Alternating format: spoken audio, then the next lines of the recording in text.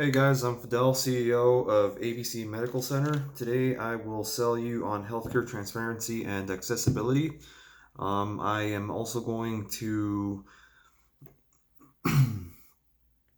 look at the prevalence of smart devices as well as the accessibility of mHealth. I am also going to convince you that an educated patient is an engaged patient. And finally, before I get started, I'd like to ask who among you is against increased connectivity and accessibility in regards to healthcare for the patient? So, to get things started, I'm going to sort of do a quick review. So, EHR, PHR, and mHealth apps, I've decided to rate them in descending order of, usage. EHR is used by professionals, PHR is used by patients, and to some extent, mHealth is used by the masses with their smart devices.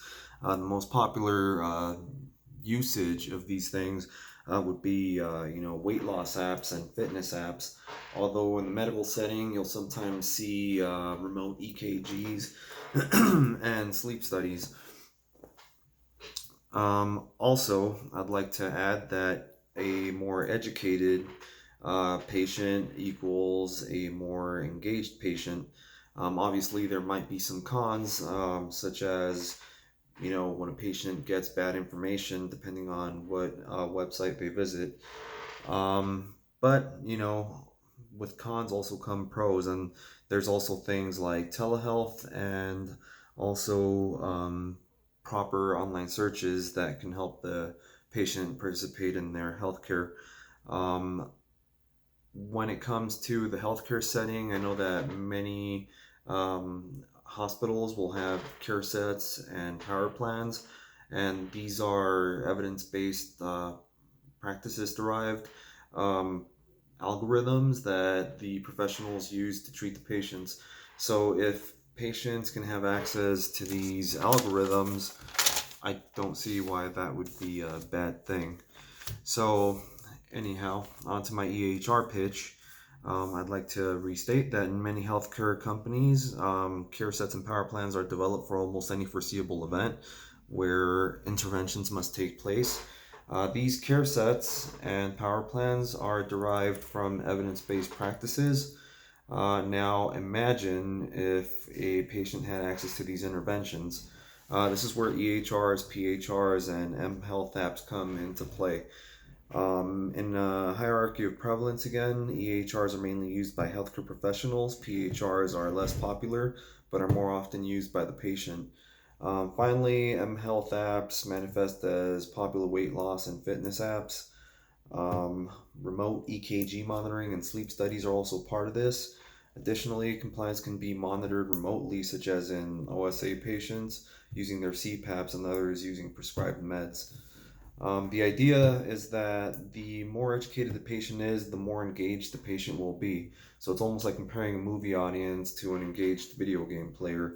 The movie audience need not participate to make the narrative progress, whereas the video game player must remain engaged to see progress. And I think that this is very similar to the patient interaction. If they're not engaged, then they're probably not going to see as good as an outcome as somebody who is engaged.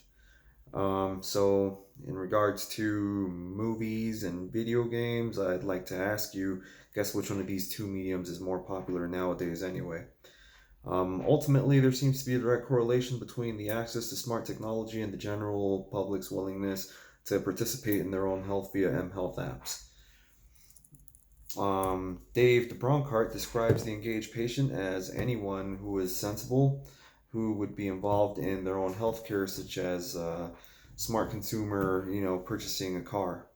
So ultimately, the engaged patient with access to mHealth apps and similar resources has greater connectivity and accessibility.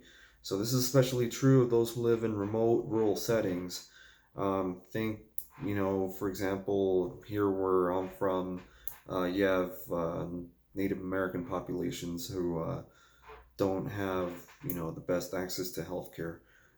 Generally, they tend to be anywhere between an hour to 2 hours away from any sort of healthcare access. So telehealth, for example, is a great access to communities such as this. So again, in summary, the whole pitch here is that I was trying to sell transparency and accessibility. I'm also trying to pitch that the prevalence of smart devices is also correlated with the accessibility of mHealth. I'm also trying to convince that an educated patient is an engaged patient. And again, I'd like to end this with the question, and that question is, who among you would be against increased connectivity and accessibility for those in underprivileged areas?